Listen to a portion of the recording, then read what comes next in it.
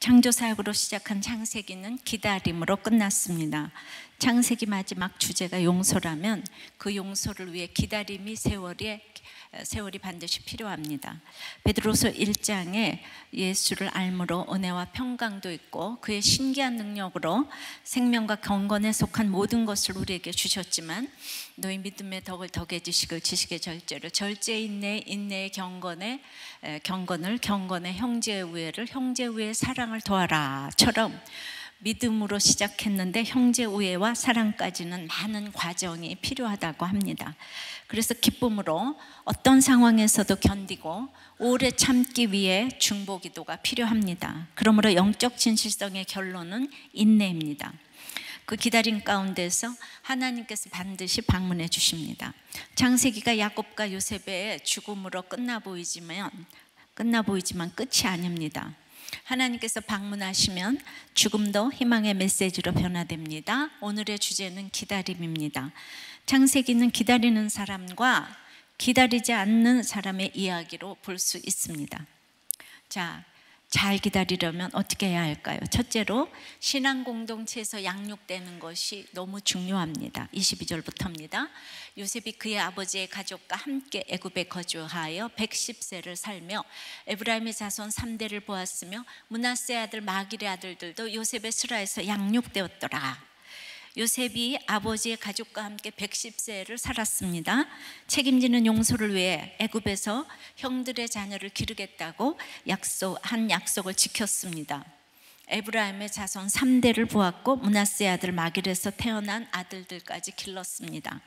마길은 역대상 7장 14절에 보면 므낫세의 첩인 아람 여인이 낳았는데 요셉은 첩의 수생까지도 차별하지 않고 자기 수라에서 양육을 했습니다.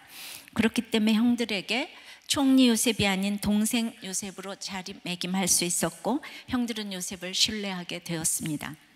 요셉은 아버지의 가족과 함께 신앙 공동체에서 영적 후손을 길러내는 것을 사명으로 알고 주님이 오실 날을 기다리면서 이 사명을 감당했습니다. 우리가 이 땅에서 살면서 가장 중요한 것은 신앙 공동체 안에서 양육을 받고 양육을 하는 것입니다. 그러게 목장을 살피고 영적 후사를 살피는 것이 성도의 삶입니다. 한 사람 한 사람 믿음의 지파로 우뚝 서게 하는 것이 고통 가운데서 기다리는 목적입니다. 다시 말해 창세기는 세상에 나타난 인간이 온갖 환난을 거치면서 하나님이 형성하시는 신앙 공동체에 묶여가는가 아닌가에 대한 기록입니다. 나눔이에요. 어떤 집사님이 아내가 아파서 이제 목장을 참석 못하겠다고 했는데 이분이 너무 착하게도 목장에 혼자 갔다가 은혜를 많이 받고 집에 돌아왔습니다. 근데 문을 열고 집에 들어온 순간 집안이 너무나 어질러져 있고 부인은 소파에 이제 그야말로 누워 있더랍니다. 너무나 화가 나서 그냥 방으로 들어갔는데 부인이 따라 들어와서 거기서 또 2라운드가 시작이 됐어요.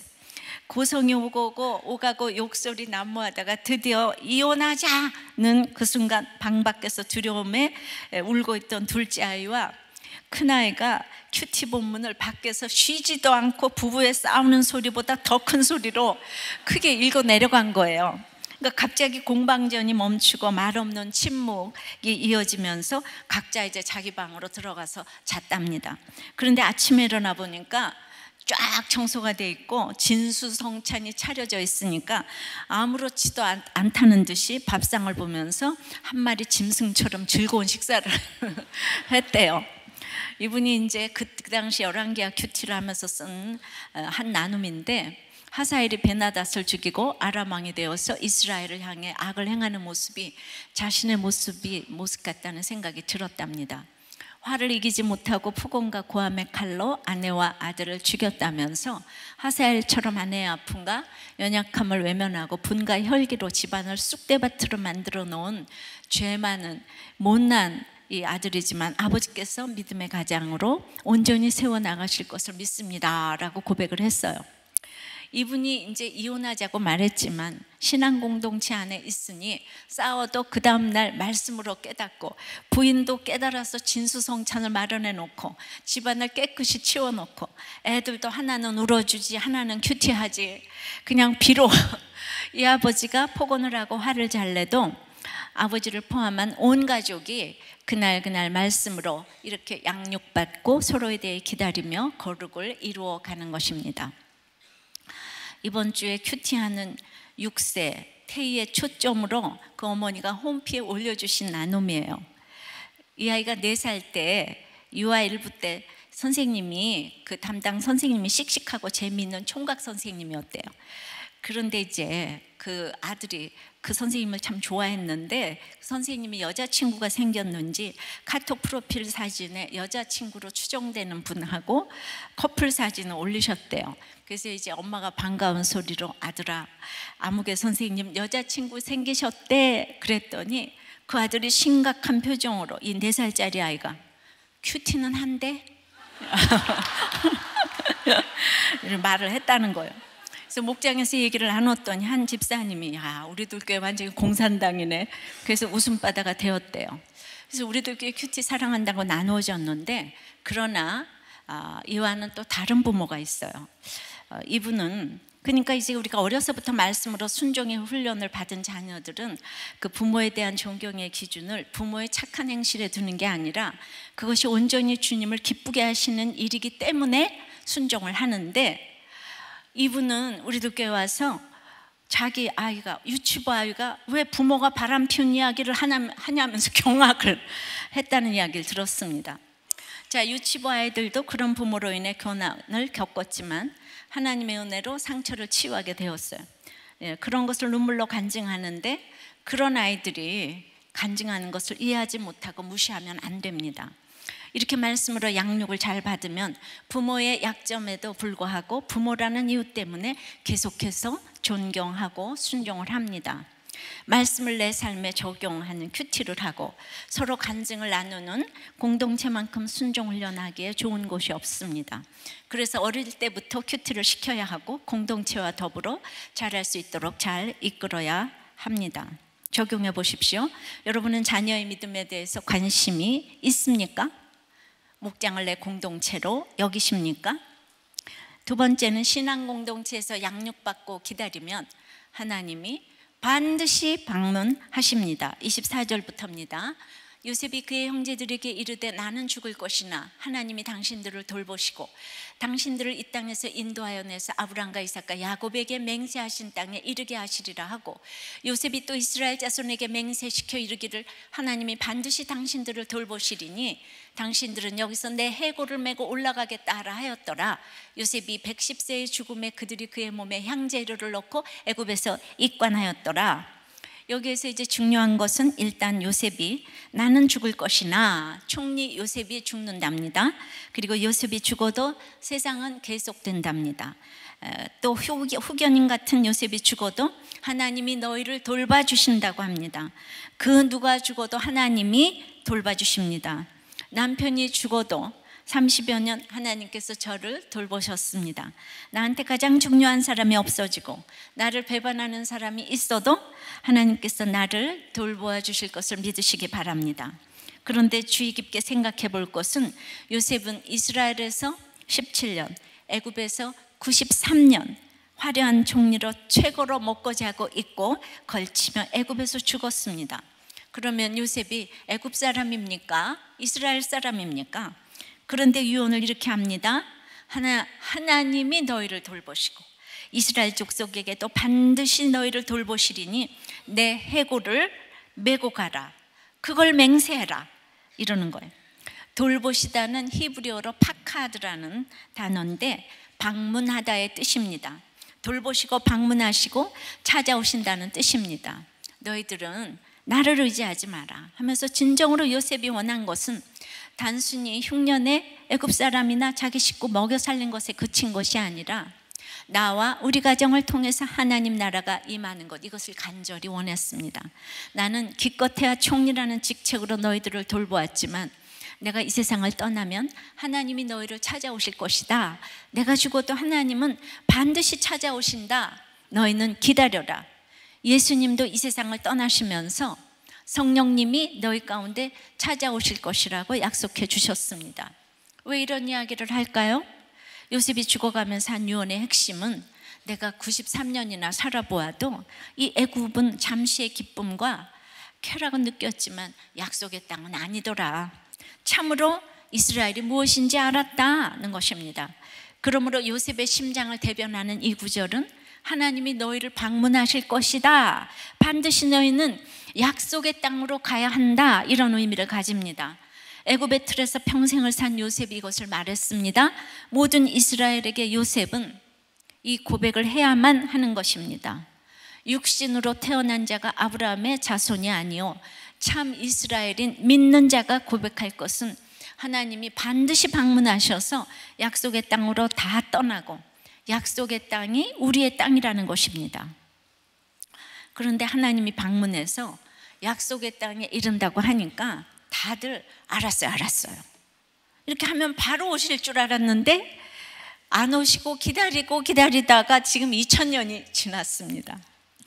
우리는 날마다 그 하나님이 언제 오시는가, 이 고통이 언제 끝나나, 이 사람은 언제 변하나, 이 나라는 언제 변하는 거야 하며 기다리지만 2000년이 지나도 안 변할 수 있습니다. 그래서 왜 2000년 동안 주님이 안 오시는가를 다루는 것이 성경의 주제입니다. 오신다고 하는 우리 주님은 언제 오시나. 그래서 요셉의 죽음으로 끝나는 것 같은데 새로운 시작이 눈앞에 있으니 기다리라는 거예요. 하나님은 꼭 방문하신다는 거예요. 하나님이 방문하시지 않는 역사는 역사가 아니에요. 하나님께서 방문하시면 희망의 메시지가 딱 시작됩니다. 그러니까 잘 기다려야 합니다. 하나님은 육적으로도 문자적으로도 반드시 방문하십니다. 출애굽기 3장 15절 16절 보면 하나님이 또 모세에게 이르시되, 아브라함과 이삭과 야곱의 하나님이 내게 나타나 이르시되 내가 너희를 돌보아 너희가 애굽에서 이 학대에 당한 일을 확실히 보았노라 합니다. 네가 당한 일을 내가 다 보았기 때문에 내가 이제 방문한다고, 하나님께서 내가 너를 반드시 방문한다고 하지 않았니? 그래서 창세기에서 이제 출애굽기로 넘어가서 이 얘기를 하시는 거예요. 근데 우리는 시간과 공간의 개념으로 보니까 이루어졌다 안 이루어졌다 밤낮 이러는데 하나님의 약속은 400년 후에도 2000년 후에도 이루어지고 오늘도 이루어집니다. 하나님의 이 약속을 믿는 사람은 이미 말씀을 듣는 구조 속에 있습니다. 하나님의 약속을 믿으면 이미 하나님의 방문을 받은 것과 마찬가지입니다. 여러분들 가운데도 약속을 못 믿으니까 하나님께서 반드시 내가 방문한다 반드시 방문한다 하고 강조하시는 것입니다. 그러므로 신앙 공동체 가운데서 반드시 있을 하나님의 방문을 믿는 사람과 그렇지 않은 사람이 있다는 것입니다. 목자를 믿고 윗사람을 믿고 공동체를 따라가면 되겠는데 내가 목자를 뭘 안다고 믿어, 내가 저 목사를 뭘 안다고 믿어 이러면서 6개월 만에 바뀌는 목장에서 믿지 못하고 있으면 하나님의 방문을 거절하는 것과 마찬가지입니다. 지금은 보이지 않지만 하나님이 나한테 좋은 것을 줄 것이다, 이런 믿음을 가지고 가면 진짜 좋은 일이 온다니까요. 그러니까 믿음이라는 것은 믿어야지, 이 설명으로는 안 되는 것이 있어요. 우리가 낮아지지 않아서, 죽어지지 않아서 믿지 못하니 하나님이 방문을 하지 못하십니다. 목장이 마음에 안 들어도 목장에 묶여 있으면서 하나님의 방문을 기다리는 것이 최소한의 순종입니다. 여러분들이 구원을 원한다고 하면서 목장에 들어가지 않으시면 그 구원은 요원합니다. 식구들의 구원을 원한다면 목장에 들어가셔야 합니다. 적용해 보십시오. 의지하는 대상이 없어져도 하나님이 나를 방문하실 것을 믿으십니까? 내 자녀는 하나님이 방문해 주실 구조 속에 있습니까? 자, 세 번째는 기다리되 죽어질 때까지 기다려야 합니다. 25절입니다.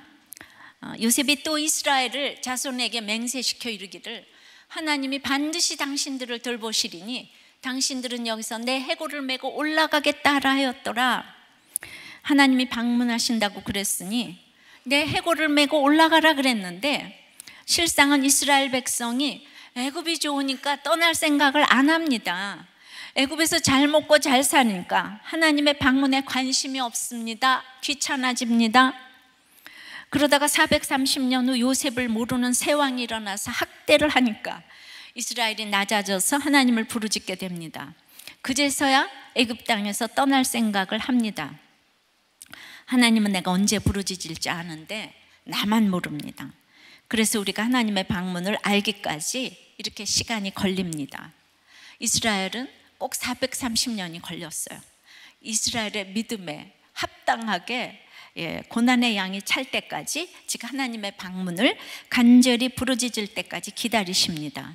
그리고 더 이상 내려갈 데가 없어 보이는 바로 그때 하나님께서 방문하십니다.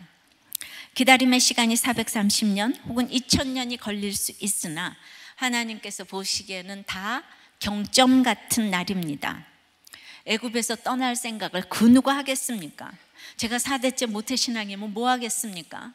교회 나가면 뭐 하겠습니까? 직분 가지고 뭐 하겠습니까? 저도 학대받으니 떠날 생각을 했습니다. 애굽이 좋았어요. 절대로 떠날 수가 없어요. 자, 그런데 해골을 메고 가라 그랬어요. 해골이라도 꼭 가야 되는 이유는 영원히 살 나라가 애굽이 아니기 때문입니다. 그 당시에는 벌써 가나안 땅에서 일어난 조상들의 이야기를 모르는 후손들로 가득 차 있었습니다. 우리들 교회만 해도 오늘이 13주년인데 벌써 이렇게 신방을 가보면은 우리들 교회에 이 초창기에 일화를 모르는 사람이 많고, 그 옛날에는 너무나 사모해서 우리들 교회를 왔기 때문에 제가 한마디 하면 익 하면 칙 했는데, 지금은 익 하면 뭐가 익인데 이러시는 거 있죠. 이렇게 이제 못 알아듣는 분들이 자꾸 생기고 있어요. 그러니 이 후손들이 애굽을 떠나기 위해선 반드시 기억해야 될 것이 있었습니다. 야곱의 화려한 장례식을 통해 애굽 사람들이 이스라엘을 위해서 아벨 미스라임에 큰 애통을 했다고 했습니다. 총리인 자신도 하나님이 방문하실 것이기에 믿음의 조상이 묻힌 땅 초라한 막벨라굴에 가지만 후손들이 이를 잊고 막벨라굴에 안 갈까봐 요셉은 죽은 뼈가 돼서라도 꼭 데리고 가야 한다고, 그래서 이름도 너무나 음산하게 해골이라고 지었어요. 창세기 37장부터 50장까지 요셉이 한 일이 대단한데요.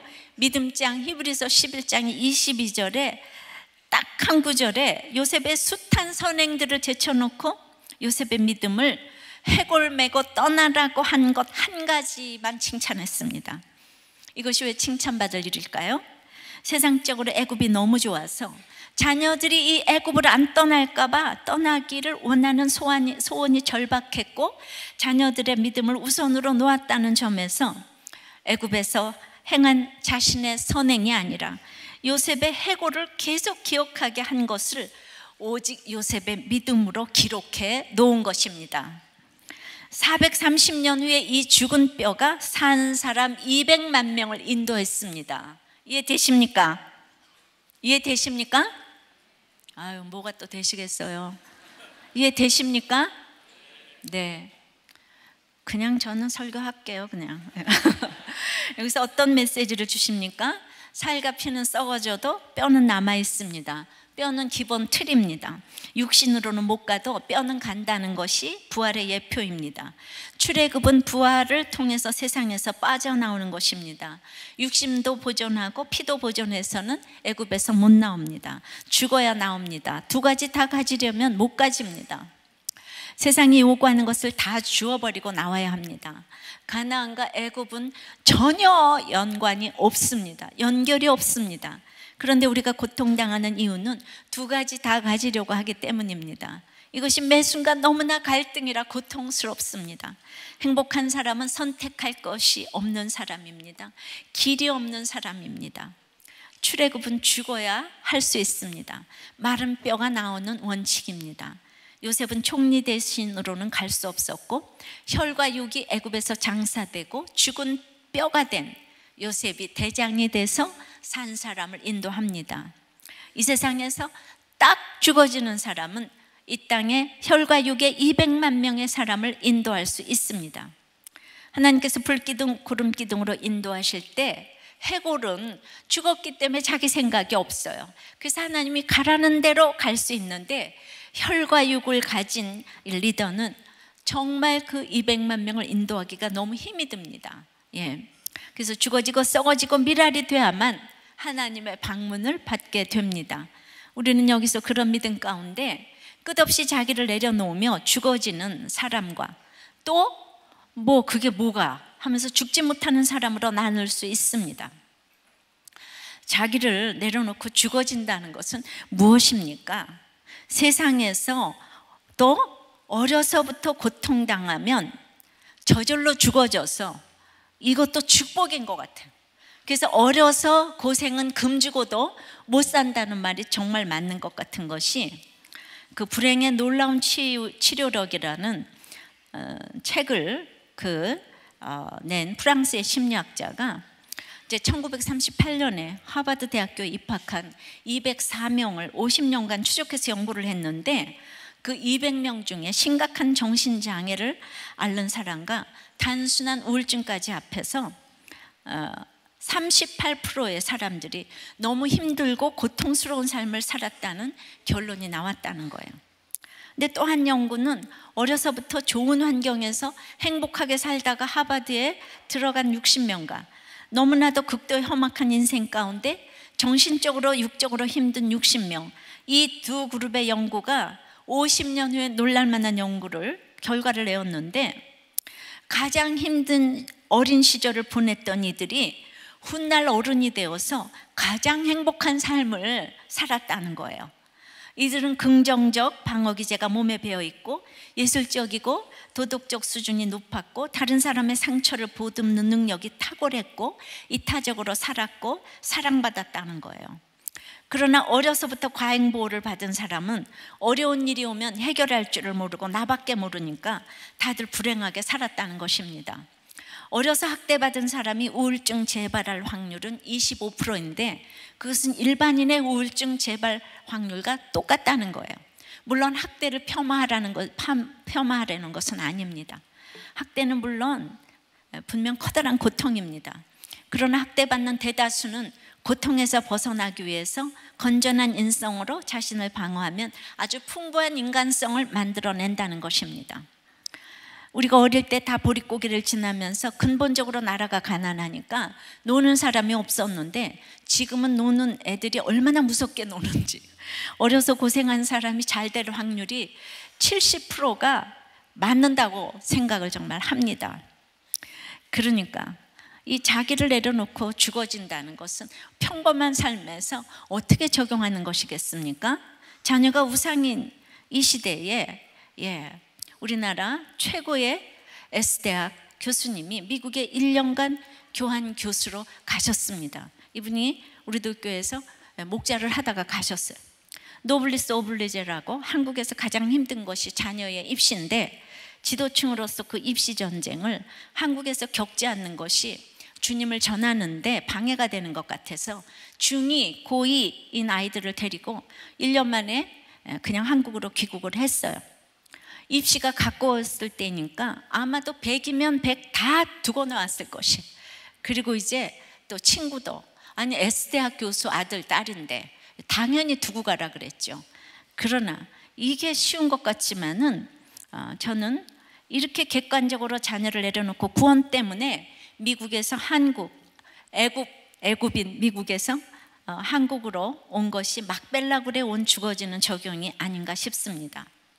이렇게 적용할 때 하나님께서 방문해 주실 것입니다. 그리고 방문해 주셨어요. 이제 이 집사님은 그렇게 바쁘신 교수님께서 나라에 국책 사업 맡은 것도 너무 많은데 한국으로 돌아온 후에 이 우리도교 신앙 공동체에서 문자적으로도 목자로, 초원지기로, 평신도 사역자로, 목회자 세미나 1:1 양육 강사로 그거 하나도 안 빠지시고 주일 예배, 수요예배, 목장 예배 다 들어가시고 수많은 사람을 양육하고 계십니다. 짧은 인생에 너무 보람있게 사는 거 아닙니까? 이분이 목장 나눔에서 이렇게 얘기를 했어요. 처음에 목사님께서 말씀하실 때 뭐든지 그렇게 해서 될까 싶은 의심이 있었지만 그 말씀대로 따라서 순종하면 신기하게도 말씀 따라 되어지는 것을 많이 경험했습니다. 내가 죽어지는 것이 내 상식을 내려놓는 것인데 각자마다 그 상식을 내려놓기가 어려운 것을 봅니다.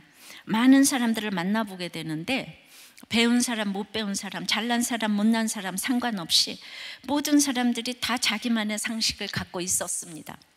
자기의 상식을 내려놓지 못하는 것이 인간 죄성의 핵심인 것 같습니다. 바로 이런 것이 고정관념이 아닌가 싶어요. 그래서 이번에 이제 목장 나눔 중에 일부분을 들려드리고자 해요. 우리가 죽음을 예비하고 있는 예수님, 그 고정관념을 넘어서는 분이 예수님이신데, 인류의 구원을 위해 죽음을 구원의 수단으로 이용하고 자존심이 꺾이고 우리를 위해 수치를 당하시는데, 하지만 구원과 연결되었을 때 수치는 수치가 아닌데, 하나님의 아들이라 말씀하신 예수님이 백마가 아닌 나귀 새끼를 타시는데 어떤 사람에 대한 고정관념이 깨진 적이 있는가? 이제 목장 나누면서 질문해요. 사람을 볼 때 어떤 고정관념이 내게 있었나? 그러니까 어떤 모공께서 우리도 교회 올 때 건물 없는 교회라는 고정관념이 깨진 교회가 마음에 들어가겠다고 약속하였지만 여자 목사라는 말에 주춤했었다. 그러나 약속하기 때문에 나왔다. 만약 여자 목사라는 고정관념을 깨지 못했으면 오늘의 은혜는 없었을 듯하다.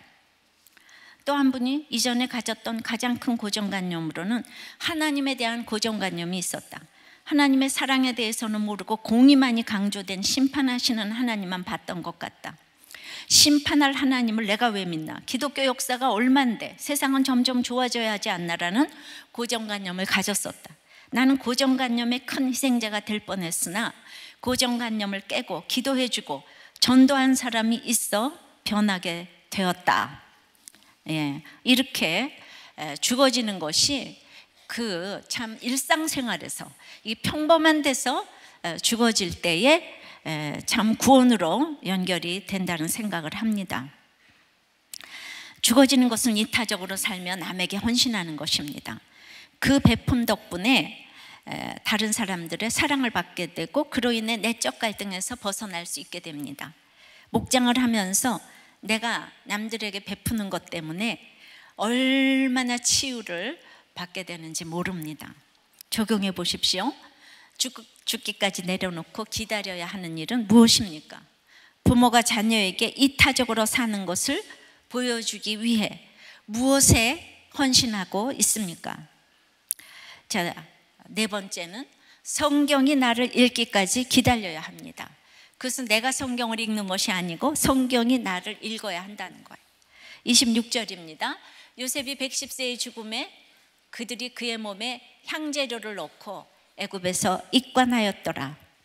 이 구절을 보면서 창세기가 요셉이 죽은 것으로 끝났다면 창세기가 멸세기로 끝날 수도 있잖아요. 그럼 세상적으로 보면 너무 허무하잖아요. 요셉이 죽었는데 신앙과 죽음이 무슨 의미가 있는지 이런 것을 생각하면서 질문을 해보았습니다. 창세기는 50장까지 왜 그런 식으로 써졌을까? 왜 창조로 시작해서 죽음으로 끝났을까? 출애굽기 1장은 왜 야곱이 애굽으로 데려간 아들들의 이름으로 다시 시작하는가? 야곱은 왜 그렇게 험악한 세월을 사는가? 성경에는 왜 추잡한 이야기들을 그대로 드러냈을까? 하나님 믿는다는 그 사람은 왜 그 고난을 당하고 있는가? 이런 질문이 끊임없이 생깁니다. 성경은 참고문헌이 아닙니다. 성경은 내 문제에 대해 답을 쫙 내놓는 것도 아닙니다. 항상 문제를 제기하는 주체는 우리가 아니라는 것입니다. 문제를 제기하는 주체는 성경이고 하나님입니다. 이것이 오늘의 주제고 창세기의 결론입니다. 나의 문제를 풀기 위해서 성경을 사용하고 이용하는데 그야말로 내게 능력 주시는 자 안에서 내가 뭐든지 할 수 있다 이러는데 그게 아니라 성경에서 문제를 제기할 때 독자는 그걸 들어야 되는 거예요. 성경은 본질적으로 좋은 소식, 굿뉴스예요. 내 문제가 해결되는 것이 좋은 소식이 아니고 해결되지 않은 내 문제 때문에 구원의 소식이 들리는 것이 굿뉴스입니다. 성경의 배열과 다양한 인물들을 보면서 계속해서 귀를 기울여 경청해야 합니다. 그래서 그 속에서 어떤 경우라도 성경을 통해서 구원의 이야기를 들어야 합니다. 남편이 바람을 펴도 자식이 속을 썩여도 구원의 이야기로 들어야 합니다. 그러므로 이제 성경에서 이 성적인 얘기를 많이 다뤘어요. 서모 비라와 동침을 하고, 딸이 강간을 당하고, 시아버지하고 며느리하고 동침하고. 그래서 여기에서 구원의 얘기를 끄집어내는 것이 구속사예요. 그래서 예수님의 조상이 된 사람은 요셉이 아니고 유다라고 했어요. 그래서 내가 사건 속에서 이 구속사로 성경을 읽으면서 그 성경의 배열에 경청을 해야 되는 거예요. 성경의 인물들에 경청을 해야 되는 거예요. 근데 내 사건만 해결되지 않았다고 왜 그러는가? 이러면 구원의 이야기로 듣지를 못하는 것입니다. 내가 듣고 싶은 이야기만 듣는 것은 누가복음이 아니고 내가 복음이에요. 준비된 귀로 들어야 돼요. 예수 믿는데 왜 안 되냐? 그러면 안 돼요. 성경이 나를 읽어가야 되는 거예요. 하나님의 말씀으로 나를 해석해야지 내가 하나님을 해석하려고 하면 안 되는 것입니다. 고통 가운데에서 마침내 성경으로 자기를 해석하는 사람과 끝까지 자기가 하나님 말씀을 해석하다가 끝나는 사람이 있어요. 그 차이를 아시겠습니까? 아시겠습니까? 대답이 이렇게 안 나오는데 알긴 또 뭘 알겠어요. 혼자서 설교 또 합니다 그냥. 아시겠죠? Do you가 understand 하지요? 네, 이런 콩글리시 영어를 그저 나 혼자 씁니다. 내 마음입니다. 아브라함, 이삭, 야곱이 이런 경로를 거쳤는데 왜 나는 특별히 다른 경로를 거쳐야 한다고 생각을 하십니까? 그러니까 나는 왜 되는 일이 없어 하는 것 때문에 여러분은 더 기다려야 합니다. 성경이 들리기 시작하면 이미 기다릴 필요가 없어요. 창세기 10개의 족보는 창세기에 축약된 구속사의 그 역사예요. 톨레도시라고 하죠. 그러니까 족보, 계보, 대략 역사 이러지만 원어로는 다 하나로 톨레도시라고. 그걸 구속사 10개의 계보가 나와요. 그래서 창조의 대략, 데레아 후에 야곱의 족보 이렇게 쭉 나오는데 야곱의 족보, 그러니까 데라의 족보 이야기하면서 데라 얘기는 안 하고 아브라함 이야기가 나옵니다. 야곱의 족보 37장 그 1절 야곱의 족보 하면서 2절에 금세 요셉의 이야기가 2절에 야곱의 족보하면서 금세 그 위에 요셉의 이야기가 쫙 50장까지 이어집니다. 성경은 자서전이 아닙니다. 어떤 사람도 미워하고 과장하고 영웅시하지 않았습니다. 실패하는 사람들이 훨씬 많고 그 사람들의 실패를 통해서 예수님이 들어오셔서 하나님의 역사로 만들어가는 과정이 구속사입니다. 그래서 가장 실패한 사람들이 유다, 야곱, 무슨 지금 이런 아브라함, 이렇게 힘든 사람들이 구속사를 이루어갔어요. 생명으로 시작했는데 왜 인생 최대의 비극인 죽음으로 끝나는가? 이것은 아주 심각한 질문인데 성경은 분명히 그 이유가 죄 때문이라고 말을 해줍니다. 죽음은 절대 자연적인 현상이 아니고 죄의 싹시입니다. 한 번 죽는 것은 정한 이치이기 때문에 이 인간 최대의 비극인 죄의 문제를 해결해 주시기 위해서 예수님이 십자가에 못 박혀 죽으신 것입니다. 우리는 예수 믿고 죽으면 그래서 절대로 저주가 아니라 더 좋은 나라로 이사가는 것입니다. 그래서 이미 하나님께서 방문해 주신 사람은 죽음이 두렵지 않아요. 암이 권세가 되어서 전도할 수 있어요. 죽음은 곧 희망의 메시지예요. 그래서 방문해 주신다고 약속을 하셨습니다. 방문을 받은 사람과 앞으로 받을 사람이 다 같이 모여서 막벨라 굴로 가는데 하나님은 모든 사람을 구원시키기를 원하십니다. 오늘 요새처럼 나의 숨이 끊어지고 호흡이 멈추어지는 날이 올 때 금빛 찬란한 하늘나라에서 구속의 주님을 보게 될 것입니다. C.S. 루이스가 말하길 신학자들은 우리가 천국에서 서로를 알아볼 것인지 지상에서 가졌던 특별한 사랑의 관계가 거기에서도 중요성을 갖게 될지 질문을 던지곤 했습니다.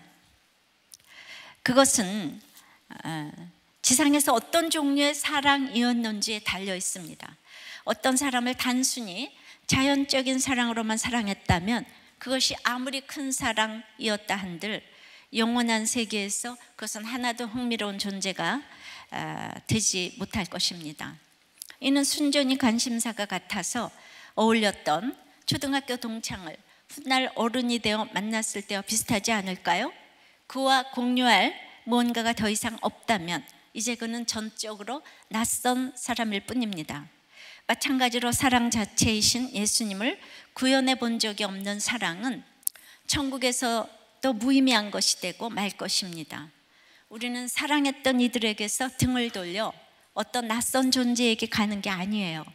하나님의 얼굴을 배우는 날 결코 그 얼굴이 낯설지 않을 것입니다. 그분은 우리가 지상에서 만났던 모든 순수한 사랑의 경험 속에 이미 함께 계셨고 그 경험을 만들어내고 뒷받침해 주셨으며 그 속에서 매 순간 움직이셨기 때문입니다. 이미 하나님께서 방문해 주신 것을 우리가 모를 뿐입니다. 내가 살아있기도 힘들었던 그때에 나의 능력으로 고난을 지났겠습니까? 하나님이 방문하셔서 지나게 하신 것을 믿습니까? 적용해 보십시오. 성경이 나를 읽습니까?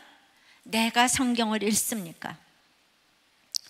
우리들 교회는 정말 아까 고난도 없어 보이는 에스대 교수님이 그렇게 온몸을 다해서 헌신을 하고 있는가 하면 정말 지금까지 어떻게 기다릴 수가 있을까? 너무나도 힘들었을 이 자매의 나눔도 있습니다. 저는 이런 자매가 살아난다면 살아내지 못할 사람이 없을 것 같아요. 교회는 이렇게 아픈 분들이 찾아와서 살아나는 곳이라고 생각을 합니다. 이 자매는 어렸을 때부터 정신적으로 많은 억압을 받으면서 자랐어요. 또 친엄마와 살다가 또 새엄마와 함께 살다가 그리고 이제 아빠가 돌아가셨어요. 그 아빠하고 또 이 삼촌은 날마다 이 자매를 야구방망이로 이렇게 때렸어요. 그리고 돌아가신 날에 아빠 시신 옆에서 친삼촌에게 성폭행을 당했습니다. 그리고 그 후에 친엄마와 새아빠에게 가게 되었어요. 근데 거기서도 외삼촌이 여럿이 있었는데 오랜 기간 동안 외삼촌들에게 성추행과 성폭행을 당하면서 자랐습니다. 제가 감당할 수 없는 일들이 너무 많았습니다. 그리고 당연히 그렇게 살아야 하는지 알고 살았습니다. 그러니까 무슨 죄가 있겠습니까? 어릴 때. 그런데 남편과 결혼을 하게 되었고 이제 남편이 이 사건들을 알게 되면서 저에게 심한 배신감을 느꼈습니다. 어렸을 때부터 받은 상처 때문에 저는 온전한 정신이 아니었습니다. 그러니까 요셉 집안에, 야곱 집안의 가족들 가운데 이 살인도 있었고 죽는데 넘겨준 거, 그것이 야곱 집안의 일이 아닙니다. 우리 현재 식구들도 아빠가 없으니까, 당장 울타리가 없으니까 이게 성추행을 하고 폭행을 합니다. 정말 사람은 믿음의 대상이 아닙니다. 그래서 남편이 너무 무서웠고 너무 이해를 못 받고 살았던 저는 청소년 사역자를 만나게 되었고 나를 이해해주는 그 사람에게 마음을 열었습니다. 그러다 이 사실을 또 남편이 알게 되었습니다. 그 사건을 계기로 도리어 믿지 않는 남편이 기도를 하기 시작했습니다. 그리고 사업이 망해가면서 너무나도 대화가 안 됐었는데 조금씩 대화가 되기 시작했습니다. 이분의 가장 잘한 것은 이 부부 목장에 같이 오게 된 것입니다. 어렸을 때부터 버림을 많이 받고 두려움 속에서 자라서인지 하나님께 버림받을까 봐 매달리다 보니 회개도 되었고 은혜도 받으며 내 삶이 점점 변하기 시작했습니다. 그러나 상처로 인해서 병든 마음 때문에 은혜를 받으면 좋다가도 감정 조절, 분노 조절이 안 되는 부분이 있습니다. 왜 안 그렇겠습니까? 정말 그 해리 상태인 것 같아요. 그러다 보니 또 여전히 남편과 부딪히게 되는 일이 종종 생겼습니다. 그럼에도 남편이 이렇게 교회를 나온 이후에 저를 정말 사랑한다는 것을 많이 느낍니다. 회복되지 않는 상처들이 여전히 나를 괴롭히고 자괴감이 들어서 교회 가기 싫고 목장 예배 오고 싶지 않을 때도 있지만 그래도 결국 목장이 저를 살리고 있습니다. 목장에 나와서 이런 이야기를 하다 보니 남편도 드디어 달라져서 나눔을 하게 되었습니다. 그러니까 여러분들이 구원을 원한다고 그러면서 목장에 안 들어가는 사람은 구원을 원하는 거 아니에요.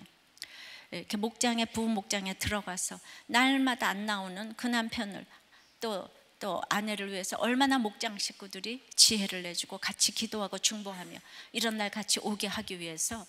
그러므로 혼자서 기도하면서 구원을 원한다고요? 아닙니다. 드디어 여기서 이 남편이 목장에서 나눔을 했습니다. 나는 레스토랑 경영 전문가인데 전성기에는 전국에 30개의 매장을 운영할 정도로 잘 됐다. 그런데 젊은 시절 말로 못할 성적인 죄를 많이 짓고 아내와 결혼해서는 아무렇지도 않게 학대할 정도로 아내를 무시하는 삶을 살았습니다. 그러니 교회 다니는 사람들을 보고 있으면 얼마나 못났으면 종교 생활을 하나 하는 생각을 하며 한심하게 생각했고, 도대체 저 재미없는 곳에 뭐가 있다고 다니는지 모르겠어서 엄청나게 무시를 했었습니다. 최근 제 노력으로는 막을 수 없는 불가항력적인 욥과 같은 어려움이 오면서 경영이 어려워졌습니다. 남자는 정말 일인 것 같아요.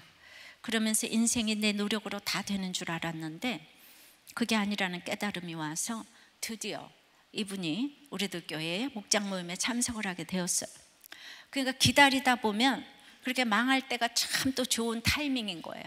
우리는 망하는 게 나쁜 게 아니에요. 이 땅이 참 짧기 때문에. 그렇게 목장에 참석하는 생활 중에 아내의 성폭행 이야기를 듣게 되어 감당할 수 없는 실망감과 배신감에 말을 안 하고 지냈는데, 그렇죠? 이렇게 목장에서 와서 어느 날 보니까 딴 사람들도 얘기하고 그러다 보니까 또 이제 아내가 그걸 오픈을 하고, 그런데 이 말을 안 하는 시간 동안 사업이 너무 힘들어지고 그리고 아내의 외도 문제가 터지면서 너무 힘들어서 깊이 기도를 하게 되었습니다. 그런데 이상하게 기도하는 동안 지난날 자신이 저질렀던 죄들이 다 떠올랐습니다. 그리고 그런 날을 떠나지 않고 사랑해준 아내가 생각났습니다. 이렇게 자기 죄를 깨닫는 기도를 하고 눈을 딱 떴는데 피해자와 가해자가 딱 바뀌어 있었습니다. 이전에는 아내가 나를 속인 나쁜 사람이었는데 기도를 하고 나니 아내가 참 불쌍한 사람이라는 생각이 들면서 내가 이 여자를 사랑해주지 못했고 이제는 정말 사랑해줘야겠다는 회개를 하게 되었습니다. 그래서 지금은 아내와 다시 신혼을 보내는 것처럼 사랑하며 잘 지내고 있습니다. 그리고 가장 중요한 것은 어려운 중에 목장에서 하나님을 만났기 때문에 요즘은 장사보다 중요한 게 목장 모임이고 목장에서 사람들의 사연을 듣는 게 그렇게 즐거울 수가 없습니다. 또 목자님이 해주는 처방대로 순종하면 하나님께서 어려움을 해결해 주시는 것을 체험하기 때문에 무슨 일을 하든지 먼저 목장에 묻고 처방에 순종하는 삶을 살고 있습니다. 이 자매를, 이 부부를 그 누가 치료할 수가 있겠습니까? 신앙 공동체 안에서 양육되어 기다리니 하나님이 방문하셨습니다. 성경이 이 부부를 읽고 가게 되었고 용서의 종결자이신 하나님이 서로를 용서하게 하셨습니다. 여러분들, 누가 이분들에게 손가락질을 할 수가 있겠습니까? 왜 우리들 교회는 그렇게 너무 끔찍한 얘기만 하냐고. 그런데 이런 분들 다 안 고치면 누가 고쳐줍니까? 근데 이런 분들이 살아나기 시작하면은 바로 그 유다의 후손이 되어서 예수님이 오게 되는 거예요. 그러니까 우리들 각자가 한 사람 한 사람이 살아날 때마다 너무너무나 온 마음과 몸으로 전도를 하는 거잖아요. 그죠? 내가 살아난 예수님을 전하자는, 한 번만 와보라고. 그게 우리가 전도 대회를 하려고 하는 게 아니고 정말 이 죽어가는 사람을 살리기 위해서, 죽어가는 집을 살리기 위해서, 그래서 와서 제가 한 게 하나도 없어요. 그냥 목장에서 나누다 보니까 어느 날 얘기를 하면서 죄가 힘을 잃게 된 거예요. 이 속에서 그 누가 해결해 줄 수 없는, 정신과도 가야 하지만은 이렇게 같이 목장에서 서로 자기 죄를 보는 사람들끼리 얘기를 해주게 되면 이렇게 바로 이제 치유가 일어나는 것이에요. 바로 이르기 위해서 이 자매도 얘기했듯이 자기 지금도 힘들다 그랬어요. 힘든 거 알고 우리가 기다려주는 거예요. 여러분 어떻게 안 힘들겠습니까? 평생을 이렇게 살아왔는데 그냥 듣기만 해도 눈물이 나지 않습니까? 엄마 아빠가 왜 이혼을 해가지고 새엄마 새아빠 다 이래가지고 여기가 피해자잖아요. 그죠? 어떻게 가해자일 수가 있어요? 어떻게 결혼을 해서 만약에 그런 일을 당했다고 하면 여러분들이 손가락질을 할 수가 있겠습니까? 그래서 성경이 나를 읽어야 돼요. 창세기에서 우리는 그런 얘기를 너무 읽었어요. 시아버지하고 며느리하고 동침한 유다가 너무나 사랑받았던 요셉보다 예수님의 조상이 되었다고, 이런 기가 막힌 얘기가 성경이 나를 읽어가는 것입니다. 내가 읽고 싶은 대로 읽으면은 대답이 하나도 없어요. 성경만 열면 이혼에 대해서 쫙, 부도에 대해서 쫙, 결혼에 대해서 쫙 답이 나와 있는 것이 아닙니다. 그러니까 여러분들이 그렇게 자녀들을 믿음으로 인도하고 싶지 않아요. 그러니까 아이들도 성경 읽어가니까 어렸을 때부터 아이들도 부모의 구원에 대해서 정말 기도를 하는 거예요. 누가 그러겠습니까? 성경을 지금 어린아이부터 다 같은 본문을 보게 되니까 그 아이들도 내가 성경을 읽는 게 아니고 성경이 나를 읽어가게 되니까 아이들이 철이 들어서 할머니, 할아버지, 아빠 위해서 초등학교 1학년, 2학년 아이들이 그렇게 기도를 하는 거예요. 눈물을 흘리면서 기도를 하는 거예요. 그러므로 고통의 때를 잘 기다리려면 신앙 공동체 안에서 양육되는 것이 중요합니다. 잘 기다리면 하나님이 방문하신다고 했어요. 죽어질 때까지 기다려야 합니다. 그리고 성경이 나를 읽기까지 기다려야 합니다. 죽은 뼈가 산 사람 200만 명을 인도한다고 합니다. 그때까지 기다려야 합니다. 주님 다시 오실 때까지 우리가 이 길을 가야 합니다. 여러분은 이 아버지 품으로 돌아오시기를 바랍니다. 찬양하고 기도하겠습니다. 간절히 기다리는 마음, 주님 다시 오실 때까지로 고백하겠습니다. 주님 다시 오실 때까지 나는 이 길을 가리라. 좁은 문, 좁은 길, 나의 십자가 지고 나의 가는 가는 이 길 끝에서 나는 주님을 보리라. 영광의 내 주님, 영광의 내 주님 나를 맞아주시리. 나를 맞아주시리. 주님 다시 오실 때까지, 주님 다시 오실 때까지 나는 일어나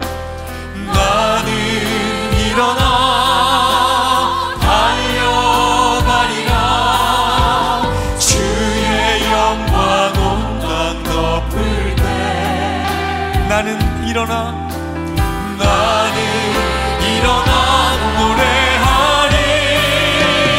내 사모하는 주님, 내 사모하는 주님, 온 세상 구주시라. 내 사모하는 주님, 영광의 왕이 주님 다시 오실 때까지, 주님 다시 오실 때까지 간절히 기다리며 나는 일어나 달려. 주의 영광 온 땅 덮을 때, 주의 영광 온 땅 덮을 때 일어나 노래할 것입니다. 나는 일어나 노래하리. 내 사모하는 주님, 내 사모하는 주님, 온 세상 구주십니다. 온 세상 구주시라. 내 사모하는 주님, 내 사모하는 주님, 영광의 왕이십니다. 영광의 왕이. 내 사모하는 주님, 내 사모하는 주님, 온